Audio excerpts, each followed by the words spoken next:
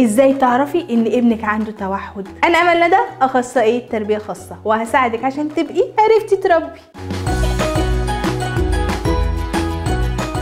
لو ما شفتيش فيديو الحرمان البيئي خلصي هنا وروحي شوفيه، عشان ساعات بتشخص ان هو توحد وده غلط. طب هو ايه اسمه الاول؟ اسمه توحد ولا اضطراب طفل التوحد ولا سمات توحد ولا ايه بالظبط؟ اللي حسم الموضوع الدليل التشخيصي DSM-5 التابع للجمعيه الامريكيه للطب النفسي. اخر مسمى ليه اضطراب طفل التوحد، وقسمت التشخيص بتاعه لحاجتين: مشاكل في التواصل والتفاعل الاجتماعي وسلوك نمطي وتكراري. تعالوا مع بعض نعرض اول حاجه المشاكل في التواصل والتفاعل الاجتماعي. قال لك ايه؟ ما عندوش لغه حوار وما بيعرفش يبدا الكلام. ازيك، عامل ايه اخبارك، طمني عليك، محتاج مساعده. ما بيعرفش يقول الحاجات دي. وكمان عنده مشكله في التعاطف، معلش حقك عليا. ومفيش تواصل غير لفظي. يعني ايه؟ يعني اي حاجه ملهاش علاقه بالكلام، زي تعبيرات الوش، على طول وشه ثابت، مش بيعرف يعبر بالضحك، تكشير، تعب. وشه على طول مفهوش انفعالات، ثابت.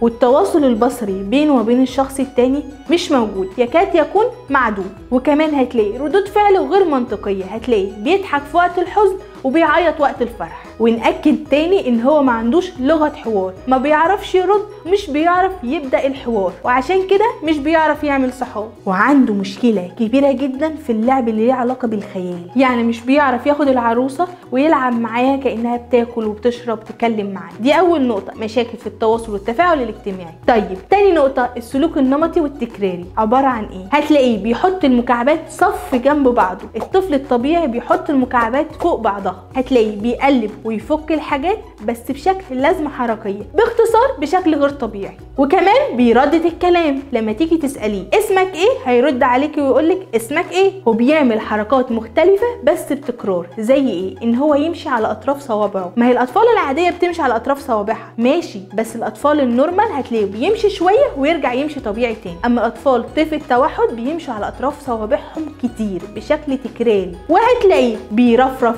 بيدور حوالين نفسه. لو ما بيدورش حوالين نفسه واقف تحت مروحه وبيبص عليها فوق. وبيكون روتيني جدا الى ابعد الحدود. لو عملتي تغيير حتى لو صغير هتلاقي عمل رد فعل مبالغ فيه بشكل هستيري، بيخش في نوبة غضب شديدة جدا عشان غيرتي التغيير الصغير ده. ولما يخش في نوبة غضب بيكون صعب جدا التعامل معاهم. كان في ولد بيجي المركز، مامته بتقول لو غيرت الشارع وجت من شارع تاني الولد بيحصل له نوبة غضب شديدة جدا. بتقولي بيدخل في هستيريا غضب بشكل مبالغ فيه. فأي تغيير حتى لو صغير بيعمل رد فعل غير ملائم. طب لو حب حاجة بيرفض رفض شديد انه يغيرها. وعنده مشاكل حسية كتيرة جدا، يا فرط في الإحساس يا نقص في الإحساس. طيب إيه الفرق ما بين الفرط والنقص؟ هتلاقيه حساس جدا للأصوات والأضواء.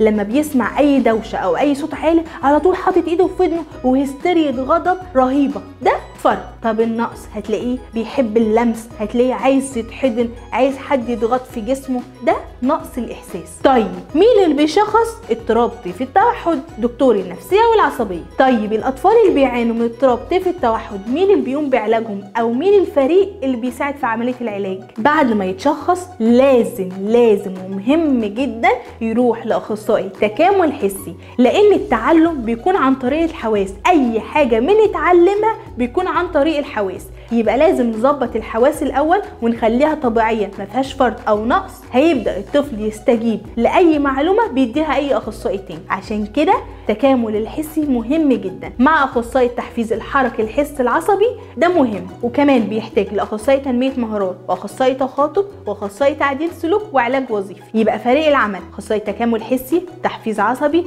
وتنميه مهارات وتخاطب وتعديل سلوك وعلاج وظيفي. ولو بياخد اي علاج لازم يتابع عند دكتور مخ واعصاب او دكتور نفسيه وعصبيه. في الفيديو اللي جاي هنفرق ما بين الحرمان البيئي واضطراب طيف التوحد. استنوا.